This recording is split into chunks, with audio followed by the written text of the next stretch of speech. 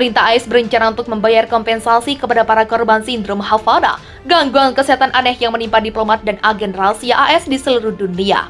Besaran kompensasi mulai dari 100.000 hingga 200.000 dolar AS 2,97 miliar, dan aturan terkait hal itu kemungkinan akan diumumkan dalam waktu dekat. Menurut beberapa sumber yang mengetahui rencana itu, Kamis 23 Juni.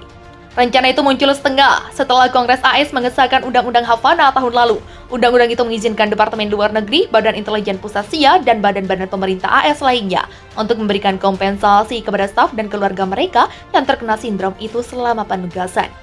Sekitar 200 diplomat dan staf kedutaan AS serta keluarga mereka di luar negeri diyakini telah terjangkit oleh penyakit misterius itu yang gejalanya mencakup migrain, mual, kehilangan ingatan, dan pusing. Gangguan itu pertama kali dilaporkan oleh kedutaan AS di Havana, ibu kota Kuba, pada 2016 dan selama bertahun-tahun telah dilaporkan dari puluhan tempat di dunia termasuk Rusia dan Tiongkok. Selain Eropa dan Amerika Latin, meski sudah menyelidiki bertahun-tahun, pemerintah AS sejauh ini belum mampu memastikan penyebabnya, termasuk apakah musuh-musuh AS seperti Rusia dan Tiongkok berada di baliknya. Penyelidikan SIA yang kesimpulannya dirilis awal tahun ini menyebutkan badan intelijen itu tidak menemukan bukti keterlibatan negara lain dalam sekitar 1.000 kasus yang diselidiki. Namun SIA mengatakan pihaknya akan melanjutkan penyelidikan pada 2 lusin kasus misterius.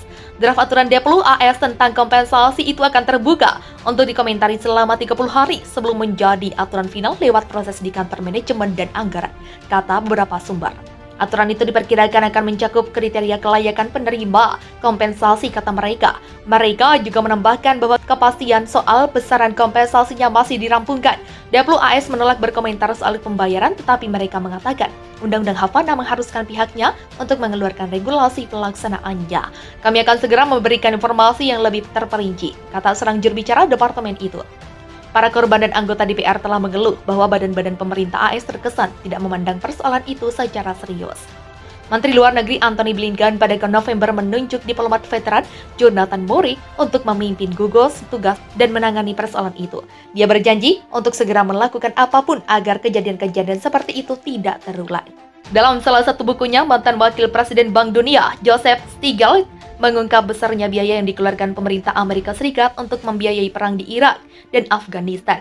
Alokasi terbesar dari biaya perang itu bukanlah untuk membeli senjata. Stiglitz mengungkapkan bahwa ongkos termahal yang harus dibayar pemerintah AS adalah biaya rehabilitasi dan kesehatan para tentara yang dikerahkan untuk berperang. Ini dibuktikan antara lain dengan banyaknya tentara AS yang mengalami gangguan jiwa begitu dipulangkan dari Irak dan Afghanistan. Pemerintah AS pun harus membiayai seluruh pengobatan mereka. Situs Healthy Day News melaporkan bahwa gangguan tidur, gangguan konsentrasi, trauma, gampang marah adalah sebagian dari gangguan jiwa yang akrab dengan para tentara AS yang baru pulang dari Irak dan Afghanistan.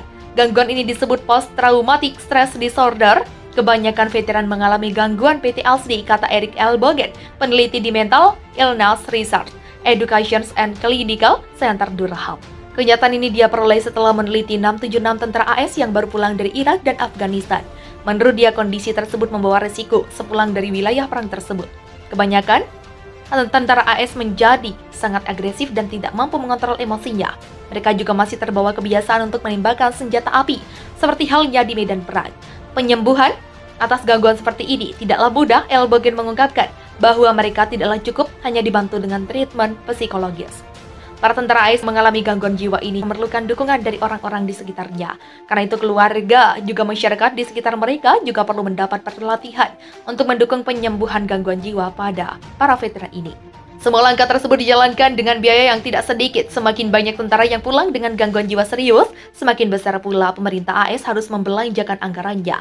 Biaya ini konon tidak pernah terbayangkan sebelumnya oleh para pengambil keputusan di AS. Perang Rusia-Ukraina yang masih berkecamuk hingga hari ini mengubah pandangan masyarakat dunia soal perang. Berbagai perjanjian damai pasca Perang Dunia II terbukti kurang mampu untuk menghalau kemungkinan terjadinya perang. Hal tersebut sejalan dengan argumen ilmuwan politik asal Amerika Serikat, Francis Fukuyama, yang menyatakan bahwa perang seharusnya dianggap sebagai kejadian yang suatu saat pasti terjadi, bukan sebagai kejadian masa lalu yang tidak mungkin terulang. Mengenali tanda-tanda terjadinya perang merupakan hal yang penting karena perang membawa dampak yang luar biasa terhadap beberapa hal sekaligus. Dilansir dari theconversions.com, salah satu dampak perang yang paling banyak menyita perhatian adalah munculnya gangguan mental yang menyerang para serdadu atau veteran perang. Penyakit mental yang umumnya berupa trauma psikologis tersebut umumnya berdampak panjang dan mengerikan.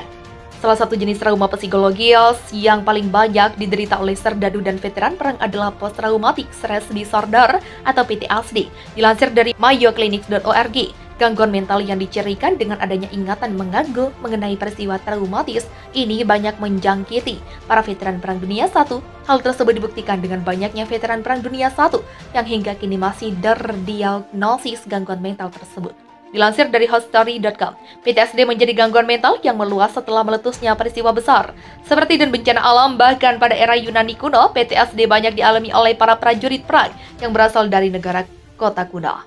Di Yunani, gejalanya pun sangat mirip dengan PTSD yang terjadi pada masa kini, seperti mimpi buruk, insomnia, cemas, dan marah secara berlebihan. Pada Perang Dunia I, sebagaimana dikutip dari Direct.com, gejala-gejala PTSD yang muncul pada para serdadu dan veteran perang disebut sebagai shell shock. Hal ini dibuktikan dengan temuan data mengenai 80.000 tentara Inggris yang menjalani terapi pengobatan shell shock pasca Perang Dunia I. Nama shell shock mengacu pada reaksi psikologis yang muncul setelah seorang tentara terkena tembakan atau ledakan senjata perang. Bangkit Adi Wigoda.